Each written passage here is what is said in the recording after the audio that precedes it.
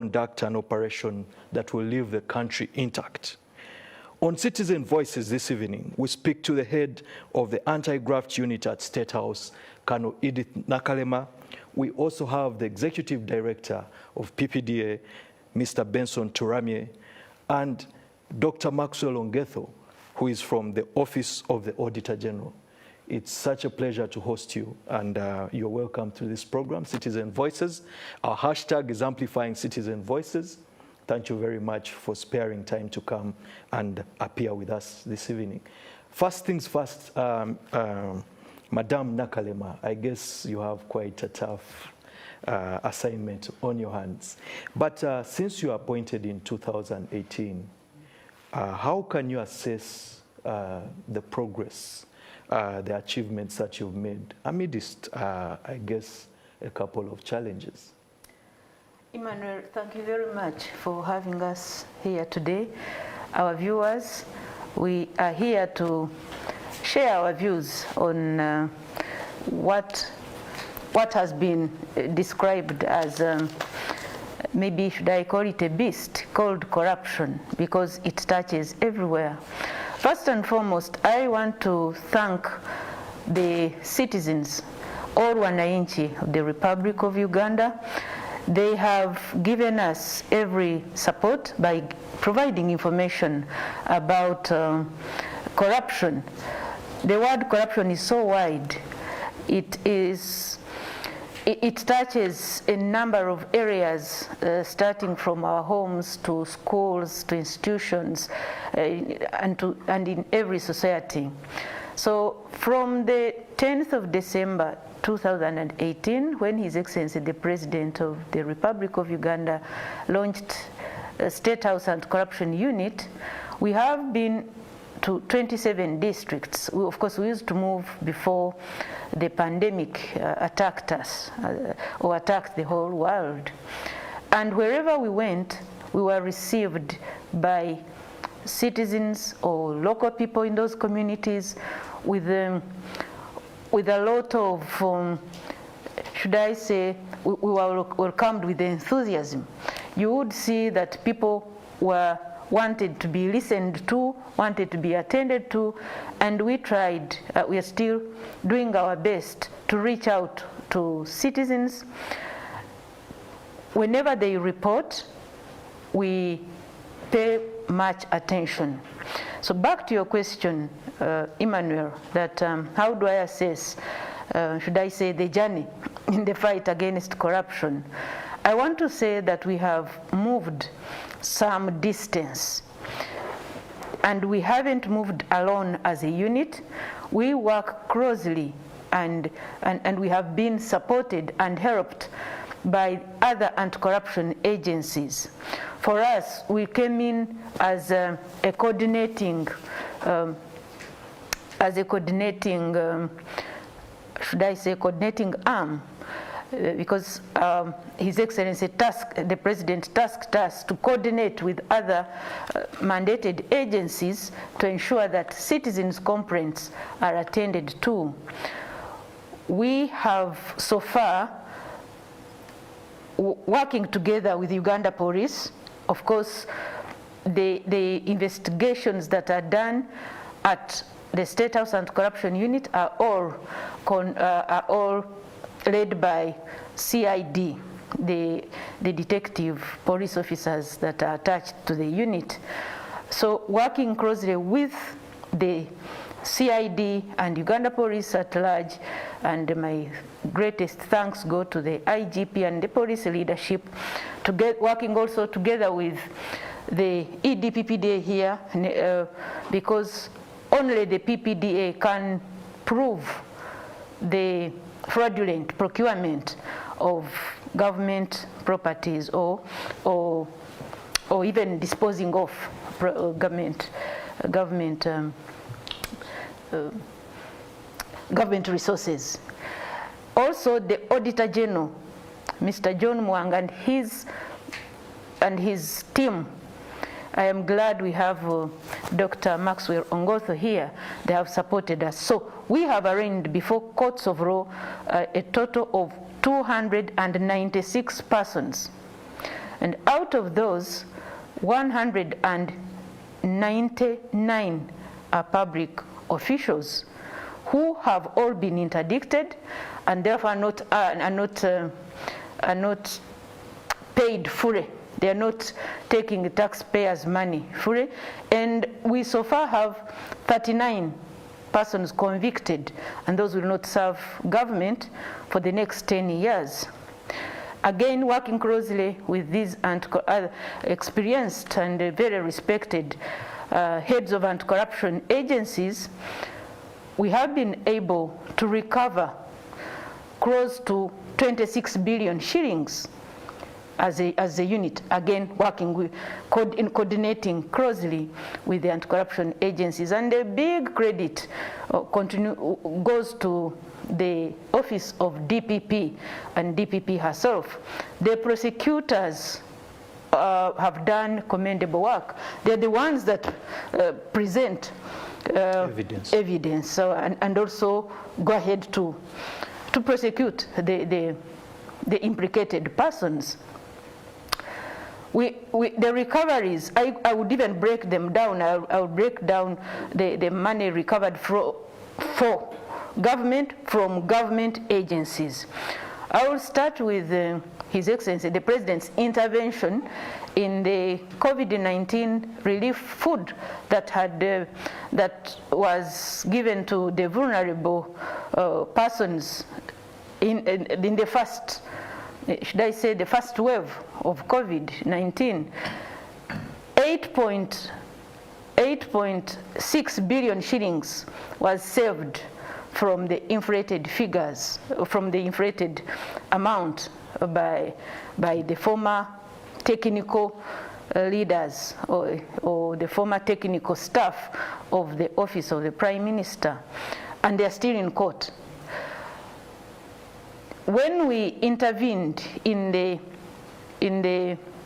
Bukasa Inland Port project, which was we caused a re-verification exercise, and 3.6 billion was saved. When we intervened in Nagrik under Ministry of Agriculture recently, it's coming to a year, but profitability or non-tax revenue of Nagrik, having taken the ED and his top managers to courts of law, the non-tax revenue have increased from 800 million to 3.6 billion shillings by this year, in 1 year. Profitability for Post Bank Uganda, which is 100% government of Uganda, when we arraigned before courts of law the former MD with his top management, about 11 people, the profitability has increased. The Post Bank profitability has increased from 3,390 million shillings to 10 billion shillings this year. They closed at 10 billion shillings in 2020 financial. So for us, we see that we are moving, we are recovering money. Again, all that we have so far achieved is because of the coordination with other anti-corruption agencies. Like I said, PPDA proves the procurement that is always, when it's done by breaking when it's not done according to the law, Auditor General has proved to courts of law the loss of the financial loss caused to government, and that's how our cases are going on and going on very well. We are grateful to the honorable courts that are independent. Thank you so much, Kano. And to sum it up, you say 26 billion shillings recovered, yes. A number of prosecutions of senior civil servants. Mm-hmm. But we'll come back to you later. But to bring in the ED of PPDA, procurement in this country has become quite synonymous with graft. In fact, there are those who believe it's a crucible for corruption. We see quite a lot of, interference by very highly placed people. I think a survey indicates that many people who put in bids to procure for work expect to, pay a kickback. What is, in your view, how serious is this problem? Thank you, Emmanuel, and good evening, viewers.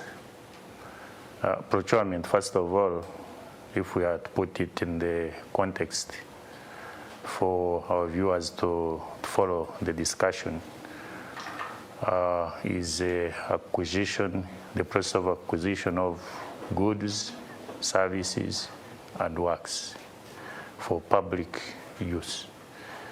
So when you see these roads, you see the irrigation schemes, you see government goods, vehicles, ferries, when you see services in consultant services and non-consultant services like cleaning services, catering services, all that is provided to government goes through public procurement.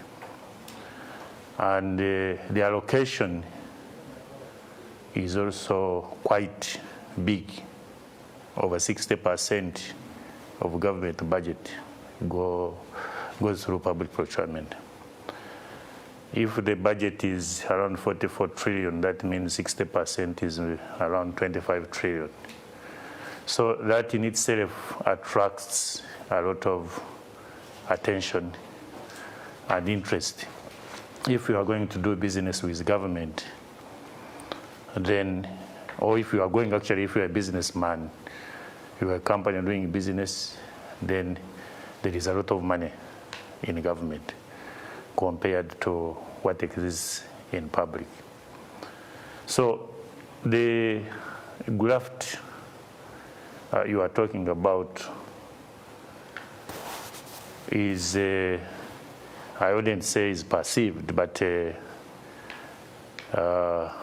can be discussed. It exists. It exists, yes, in some cases. The biggest area now, or the biggest concern, would be attitude change. If you are a supplier, you are a provider, you are a contractor, why should you think that you can't get this contract without parting with a bribe? Because government actually needs these service providers more than what the service providers need government. Because if everybody says we can't part, still government will go ahead and procure these services. So it's an area of concern, because first of all, the receiver and the giver are both culprits. So the giver should actually put a resistance, should say no to this device. And that is when we can actually fight it. But as the authority, as PPDA, it is true in public procurement where we have found these cases. We have worked with our sister organizations, Inspectorate of Government and Corruption, State House and Corruption Unit, and put these culprits out so that they can be prosecuted. We also work with the DPP for purposes of prosecution. So the graft is becoming even more sophisticated, where in the processes of public procurement, you find it is inbuilt in specifications, in a statement of requirements, where you are going to do, say, a road or a building, then these are built in bills of quantities. What does that mean? It means that even whoever gets, if the bills of quantities are inflated, then the kickbacks can happen there. What I would highly discourage is for bidders or for providers think that you can't get a government contract without a kickback. That one should be put in outside our minds. And it will be in breach of the PPDA Act, because there are principles of public procurement where we talk about competition, fair competition. If there is fair competition and everybody is participating, it is an open tender, then why should you think that you should bribe to get this contract? Because everybody is participating fairly, and you don't know the price of the other one, so you can. But also, it would be against the principles of transparency, non-discrimination, and accountability. But also value for money, because these bribes we are talking about actually bring contracts very high.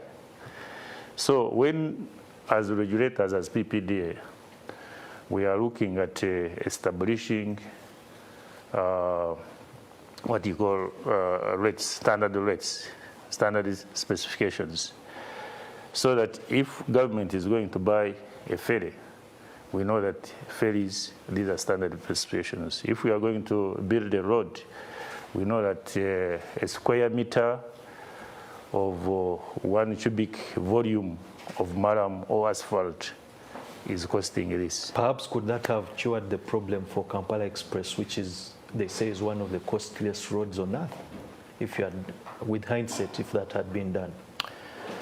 Yes. The expensiveness of a contract depends on the specifications. So I wouldn't comfortably confirm that Express Highway was the most expensive, because you need to understand what were the bills of quantities. Were you building so high? Because the road, we are not looking at so many kilometers. If we say 10 kilometers of road costed 10 billion, and another one says 5 kilometers of roads costed 10 billion, you can't conclusively say that the one of 5 kilometers was very expensive. Definitely. You have to know what was involved in that 5 kilometers. Like, for instance, compensation. And, compensations, even the materials used. The people have tried to do all those comparisons to come to that conclusion. But to bring in Mr. Ngetho from the Auditor General, of recent, you've produced quite compelling audits into the funds that have been spent on procurements, lucrative procurements, and all these tenders and all these things that were single-sourced. I've found them quite enriching, and they have quite interesting evidence, cogent evidence, leads. How has the reaction of other implementing agencies been? Have they been collaborative to ensure that we account for every penny? Because we're facing a monumental health crisis. It calls that we account for every penny. How have the other agencies reacted, and what's the way forward? Thank you very much, Emmanuel, and good evening, viewers. We are very grateful that you have given the Office of Auditor General this opportunity to talk to citizens, so that citizens can appreciate the work that their taxes do in relation to the funding of Office of Auditor General. First of all, I want to, give a simple explanation of what the Office of Auditor General really does.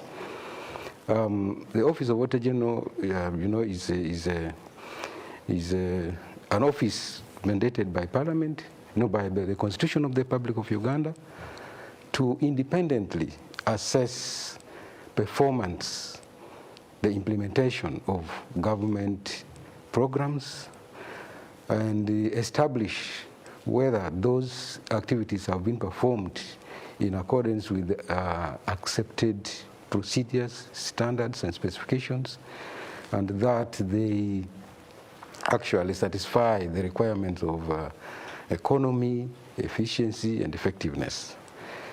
Yeah, the Office of Auditor General comes in as an external auditor at the tail end of an activity. What we mean is that, first of all, implementation takes place, and then audit comes to assess whether the implementation has complied with the requirements. So this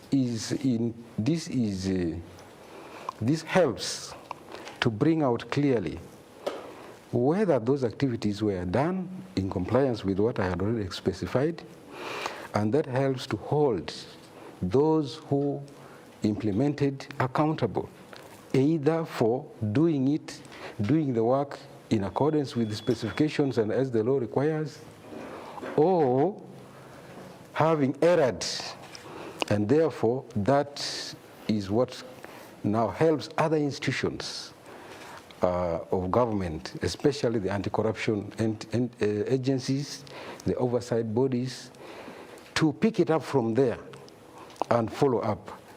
And when a report comes out, there are many stakeholders.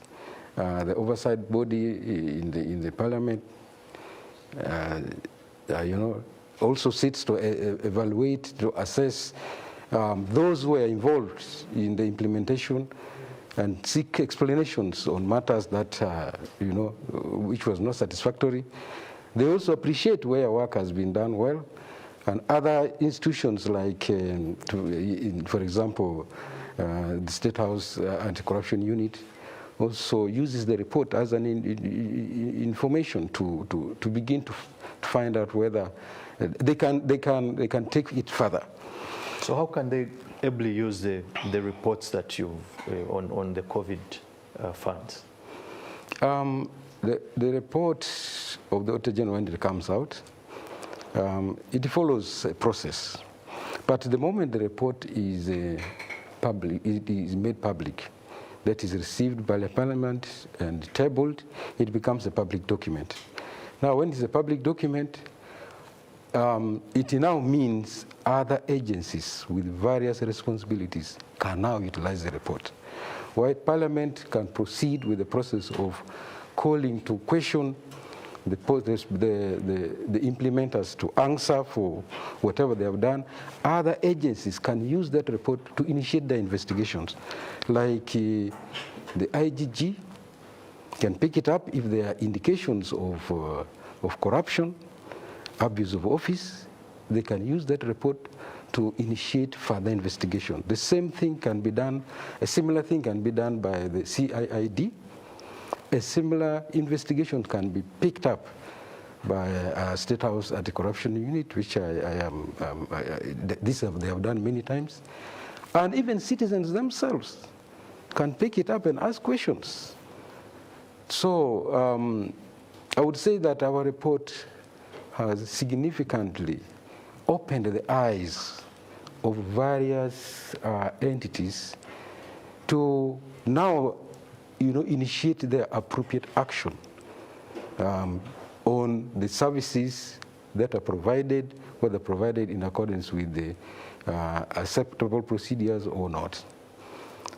Yeah, so I would say that since the Office of Auditor General has expanded its services to the extent that now it is able to provide this information from various perspectives. One of them I can talk about is the audit, what we call value for money audit. This is an audit that assesses the efficiency, effectiveness of service delivery.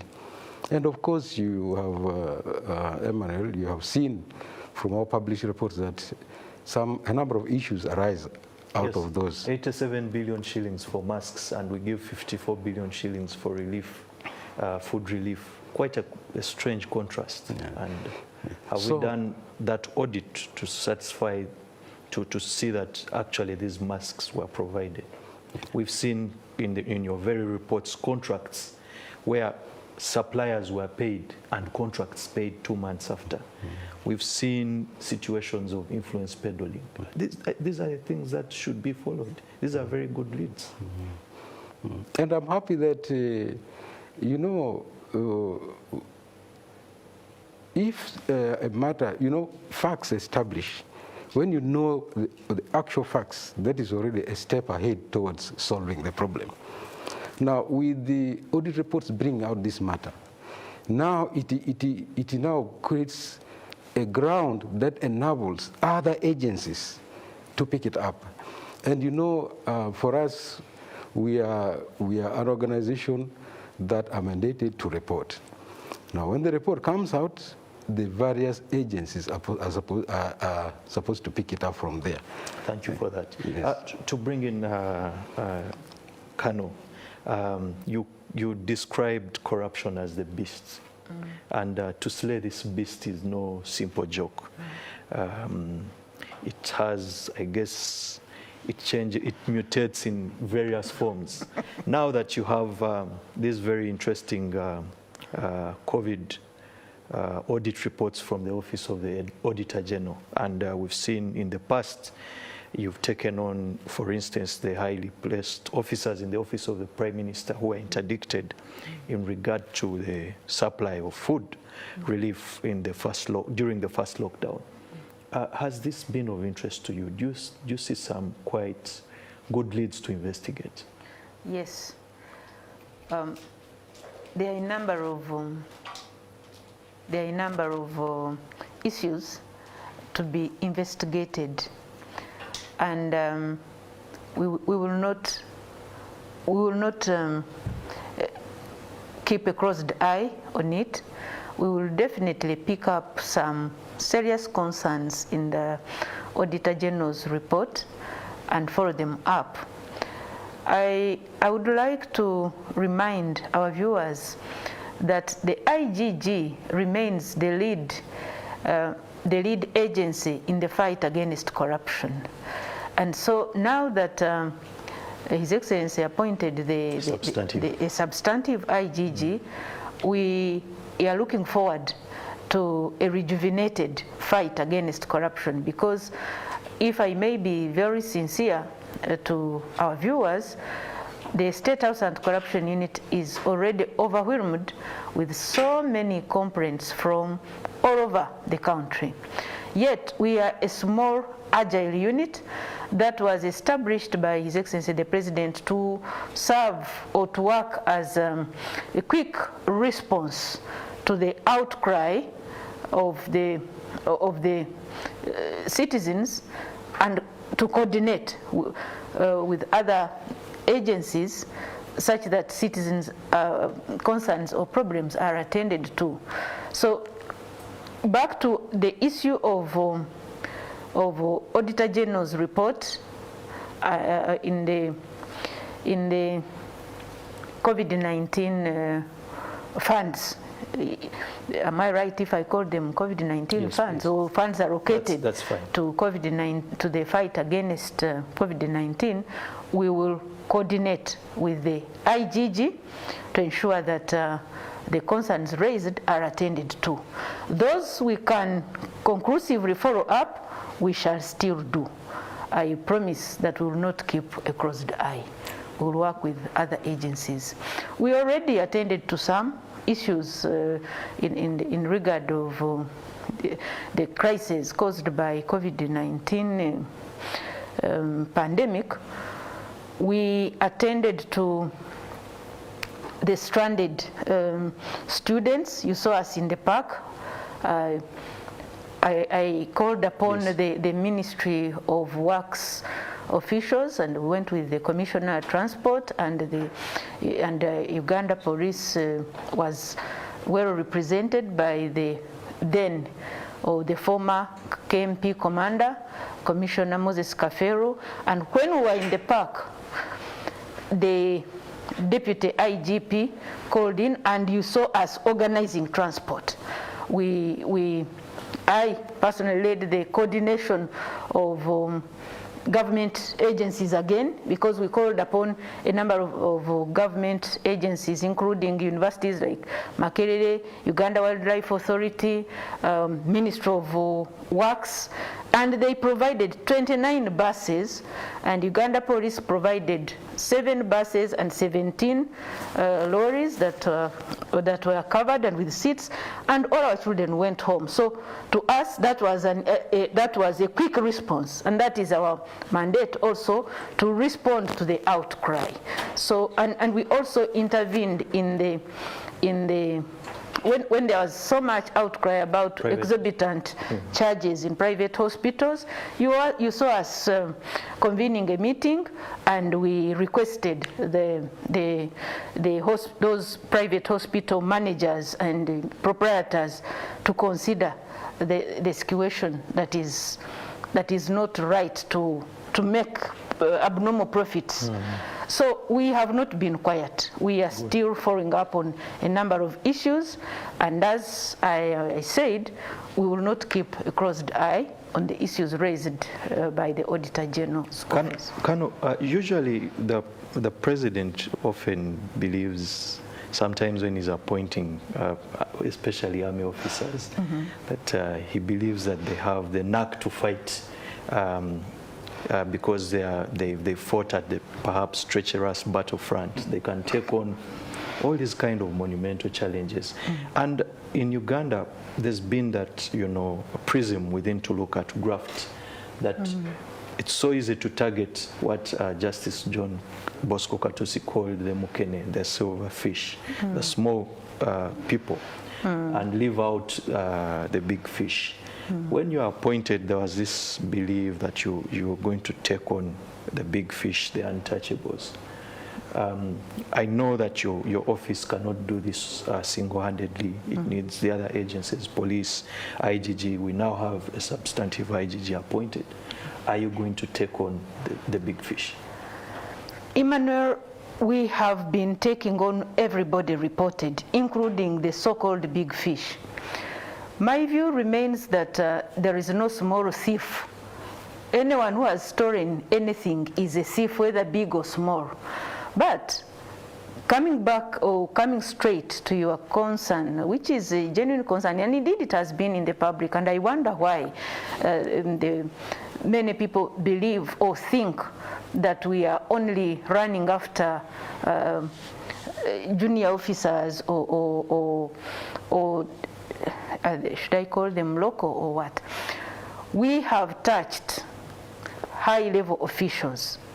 I want to tell you, our viewers and Emmanuel here, that we have about 26 officers arraigned before court, accounting officers level, the permanent secretaries, the managing directors, the chief executive officers, and the EDs, the executive directors. Those are the top level accounting officers, who are not many in the country. But for us at Anti-Corruption Unit, we've been able to take 26 of them. And if I had all the time, I would break them down.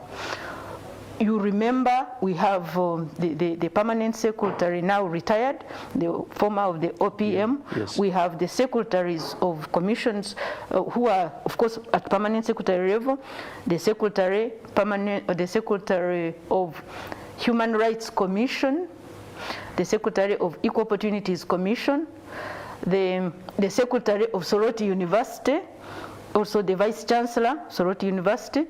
Those are top level officials. The Managing Director, Post Bank Uganda, with his, I think there were 2 executive directors and 3 directors from Post Bank, other managers, the PPDA ED is next to me because we work together closely, so I shouldn't mix the issues up. The Executive Director Nagrik, his deputy procurement officers, the former CEO of gaming and rotaries. I mean, there are 26. I agree. Yeah. The CAOs, chief administrative officers, we have 14 of them in courts of law. We have 16 town clerks in courts of law. Those are the top accounting officers.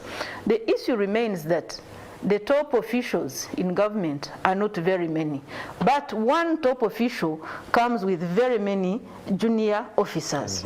So when I talk of 299 persons arraigned before courts, and I tell you that the accounting officers at the level, and those are the permanent secretaries. Meanwhile, we also have 2 members of parliament that we arraigned in courts of law.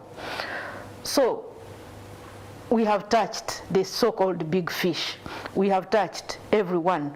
We are not going to keep our eyes closed to anyone that people will point at.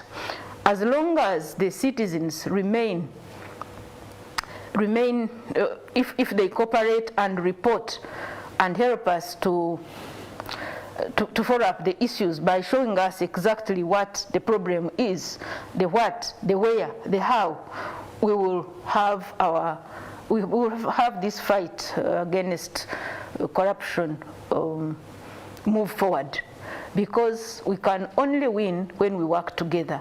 This beast of corruption needs every hand, every eye, and everybody. So I don't want to accept that we are about to start touching the big ones. We have already touched, but again, now that the IGG has been appointed, we are looking forward to rejuvenating the fight or amplifying it. Yes, further. And Kano says now that the substantial IGG has been appointed, they are ready even to go and slay even the bigger dragons. And to bring in the ED,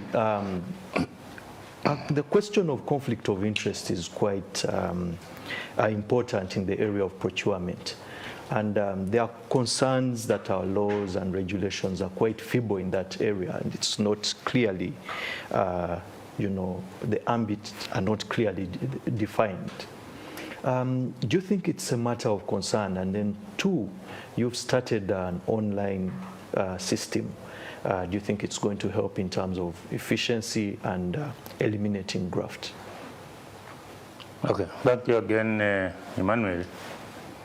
The conflict of interest is a big issue. And in terms of public procurement, if you are conflicted, you must declare so that you don't participate in decision making. The conflict should be looked at as what was your role in decision making. And that's why you find if a procuring entity, say ministry, a government ministry, there are organs that are established by law in that process of procurement to make decisions. For example, you'll have people in the procurement unit, you'll have people who are going to conduct evaluation, you'll have people in the user department who do, say, specifications or statement of requirements or bills of quantities, and who later are going to be involved in supervision, in contract supervision. You'll have accounting officer who finally signs the contract and is involved in payment and approving all of those. But also you have contracts committee members who are involved in award decision, in approving the bidding document, in also providing internal checks so that the procedures are followed to the dot.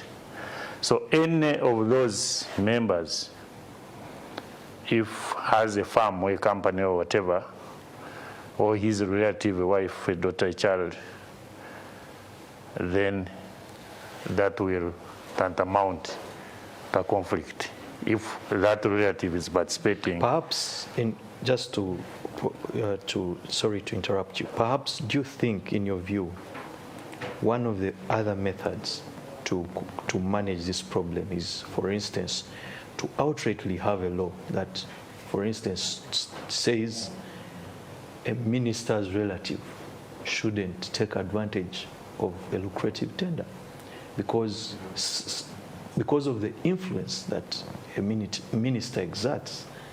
There are fears that that process may not be, transparent. Currently, the law is, those organs I have mentioned, actually a minister, in terms of public procurement, does not directly, he may, I can't rule it out, that maybe can influence indirectly, but directly they don't have any role in terms of decision making in a procurement process.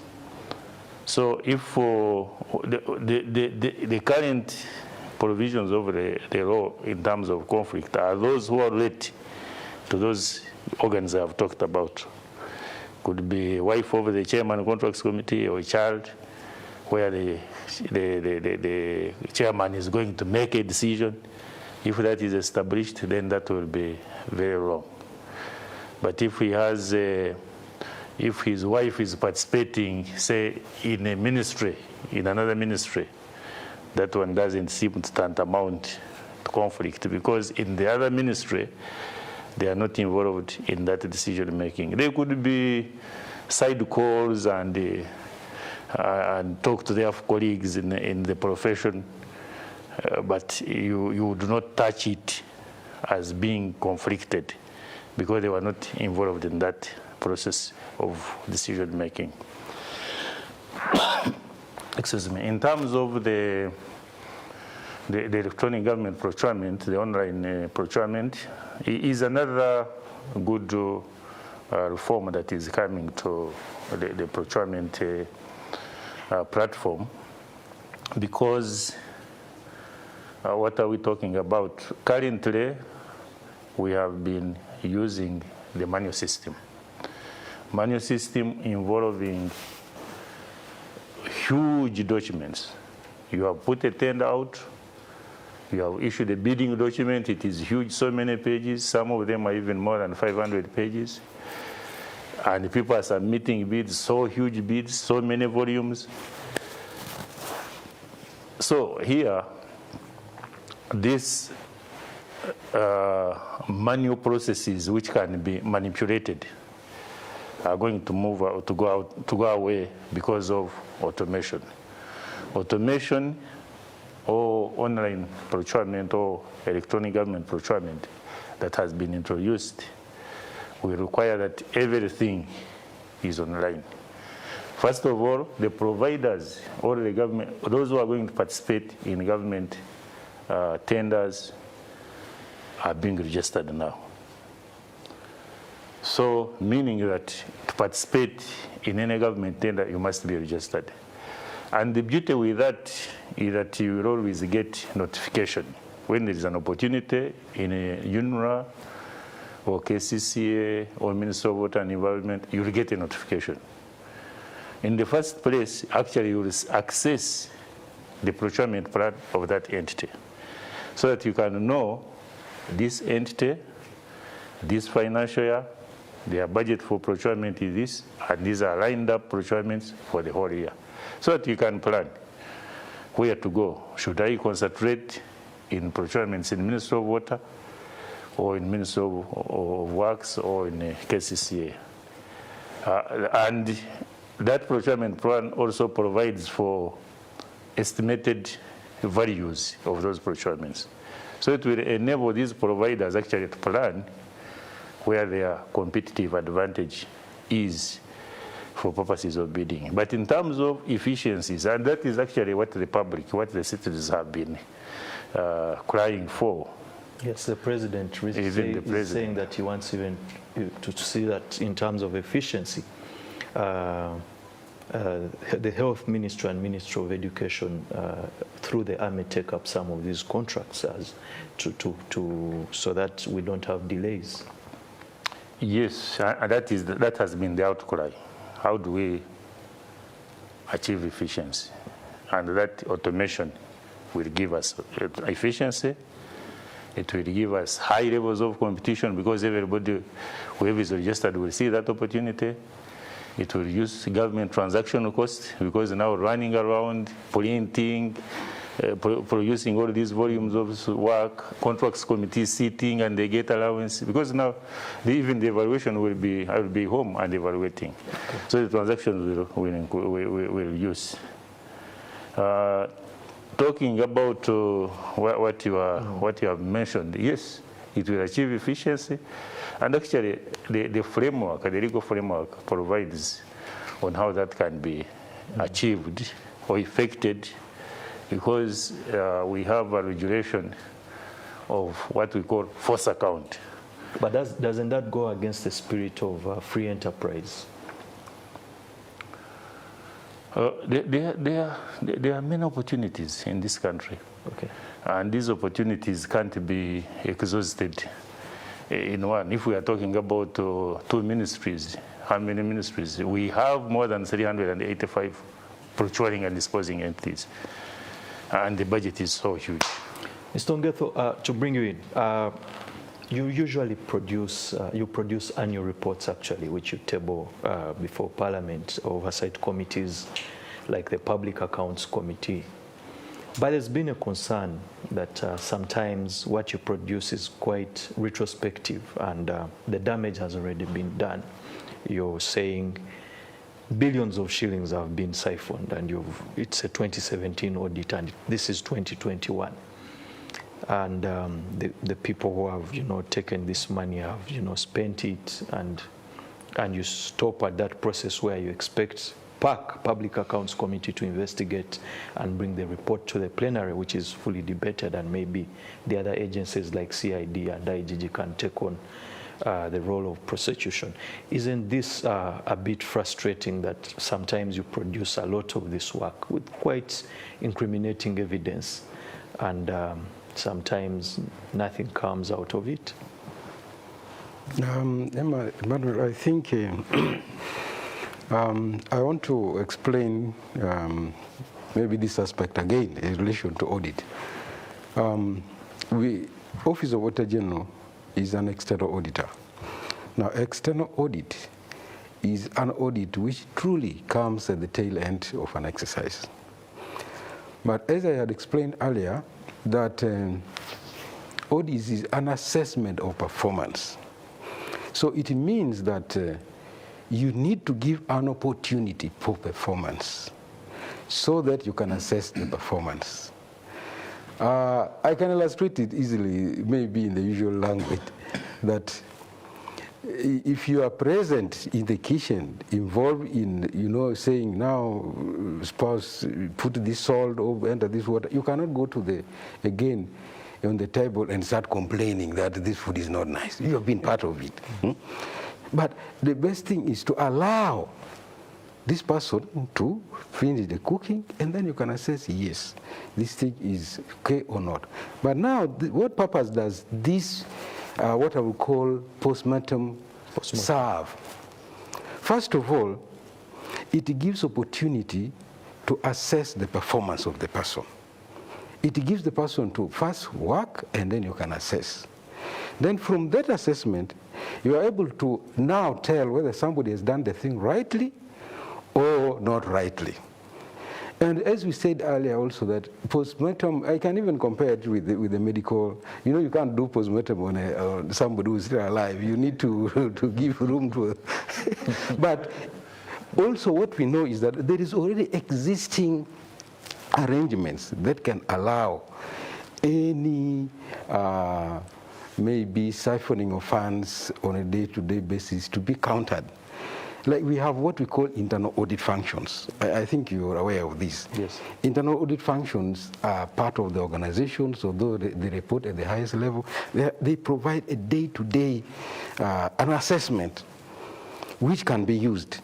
this gives the opportunity for the Auditor General, which is the external, to do it now at the end. And of course, you know, audit also, what I would say, also provides the future prospect. Future in the sense that when you assess what has happened, you can now make a recommendation that can address the future. So audit is what I would call proactive. Proactive in the sense that, yes, you use the back information, but to protect the future. Meaning that if recommendations are implemented, you will avoid subsequent problems. The siphoning will be stopped by sealing the loopholes. People will be blacklisted. Yes, sealing the loopholes. And of course the embarrassment that the people who have, you know, tampered with resources go through, like in Parliament you have seen. Sometimes the State House Anti-Corruption Unit following them. That embarrassment is too much. It's supposed to. It is preventive. That's why I say it actually acts as a deterrent. A deterrent. Now I would think that we need to strengthen what I would call the immediate action on these reports. It's like saying we need to eat the food when it is still hot. Exactly. They have siphoned the money. But if the report is acted on fast, you might find the fund is still on the bank account. Yes. Or you might find that he is still wondering what to do with it. It is intercepted. To conceal it. Yeah, so if our reports are acted on with the urgency it deserves, the time when the situation is still hot, the persons involved have not yet been transferred, or they have not yet retired. Of course, the issue of the money being siphoned would be addressed. And I also think that another way of handling this is for us to work you know, in collaboration with these various agencies. You know, there are agencies that work after an activity has taken place, like in the case of Auditor General. But there are others who work instantly. So if you are working in collaboration, it means our role, which comes later, will be supported by the role of those who work instantly, like I've given an example of the internal auditors. But there's also another modern audit that is coming out, which is called real-time audit. Yes. Real-time audit can be done by external auditors, but it is only done on activities that are done in phases, in the sense that at least a phase has to be completed, and then an audit is done, so that the information, the corrective advice given in that phase can be used to now proactively hand on the next phase. That is called a real-time audit. So there are actual opportunities to really, you know, stop this siphoning money. Yeah. Thank you so much. Kano, coming back to you, corruption has, you know, as you're aware, it becomes quite difficult at times to get that smoking gun. Those involved in corruption have developed very sophisticated means to hide money. Some are even hiding it in offshore secrecy accounts and safe havens in Mauritius and Cayman Islands and all these places. However, there's the conventional view that why can't we start conducting lifestyle audiences? Lifestyle audits, sorry. Why can't we conduct lifestyle audits? Someone simply earns 2 million shillings, but they have real estate. They are building apartments in all these rich palatial neighborhoods in Kololo and elsewhere. They have ranches, they have hostels, they are driving very expensive cars. And they are not producing. If you ask them to quantify what they have in terms of wealth, it's not that they are someone like the late Mulwana and they are producing milk, and there's a balance sheet, and this is the profit they are making. Why have we delayed to effect a lifestyle audit? Thank you, Emmanuel. I have picked well, many points, but the one I want to start on from Dr. Maxwell here is that fighting corruption should mainly be preventive, not to be post-mortem. And I've liked it because I saw it work. The State House Anti-Corruption Unit, having been directed by the President to be a quick response unit to attend to citizens' concerns or even outcry, we did that to save the money in the relief food of government in OPM.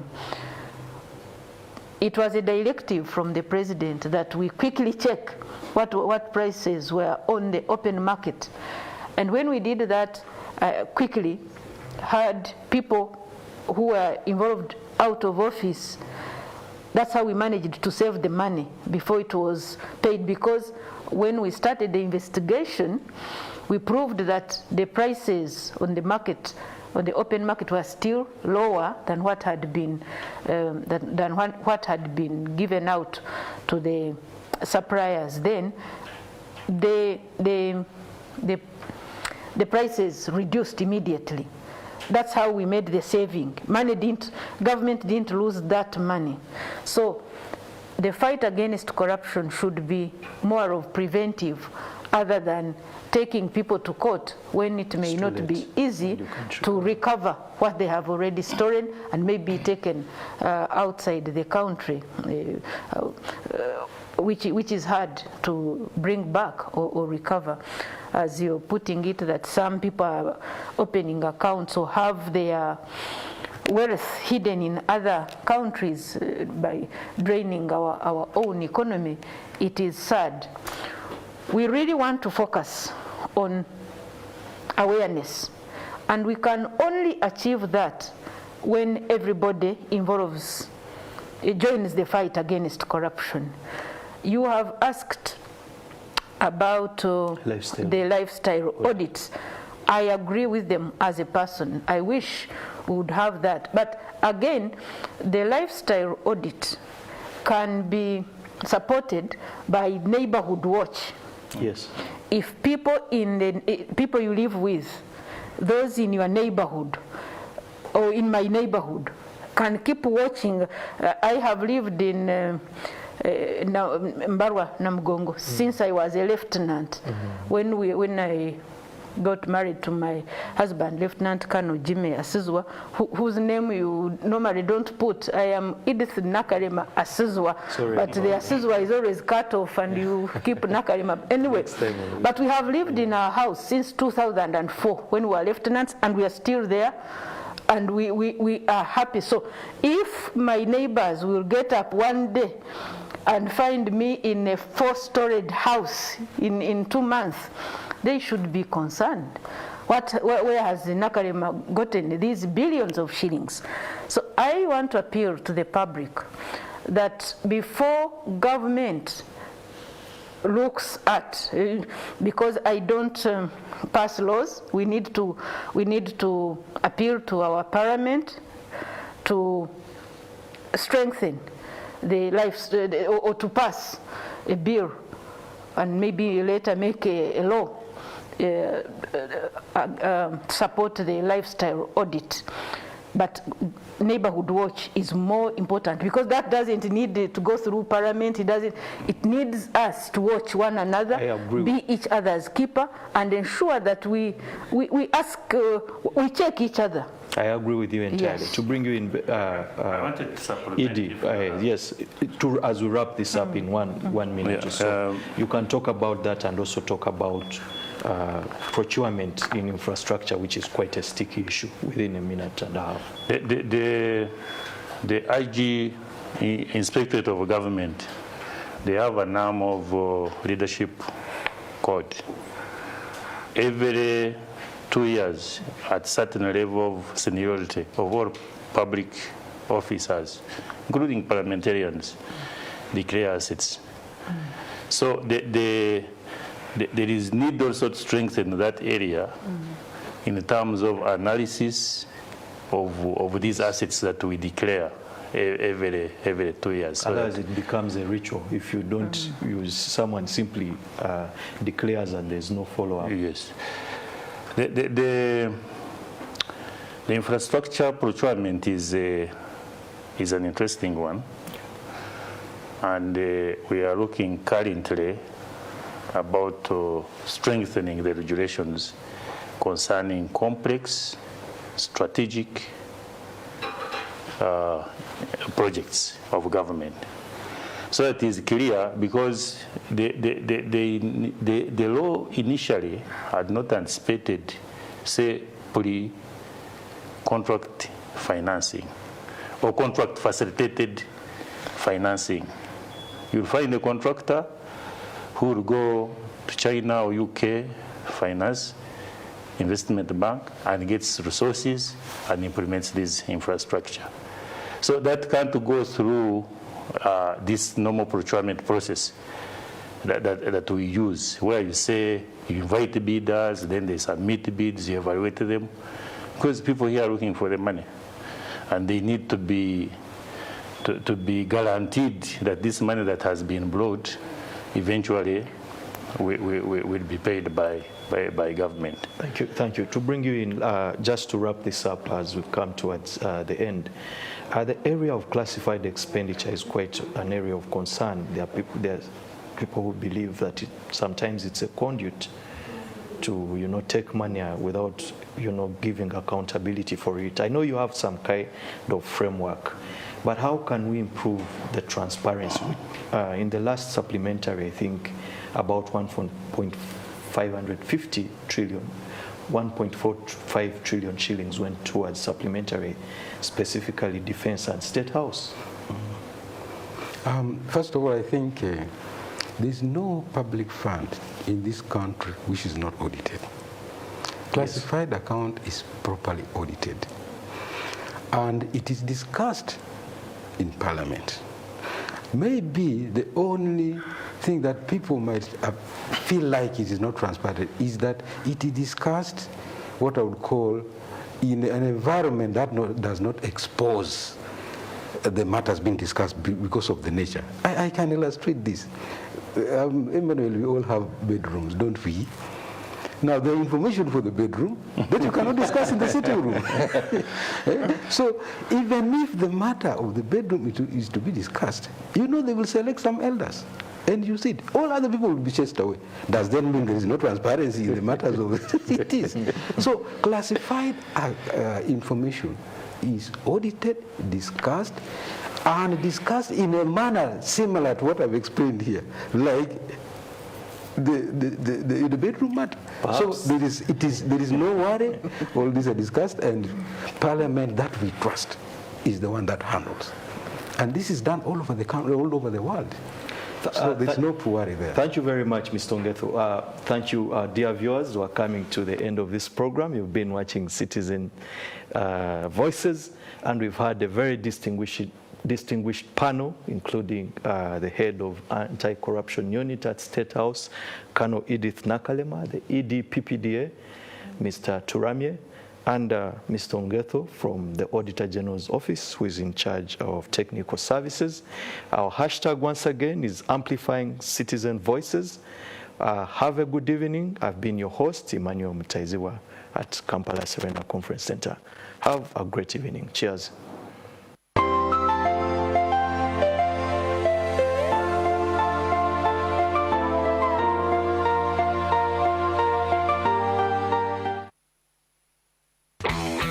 Program Guide is brought to you by StarTimes Go, the largest shopping mall on our TV screen.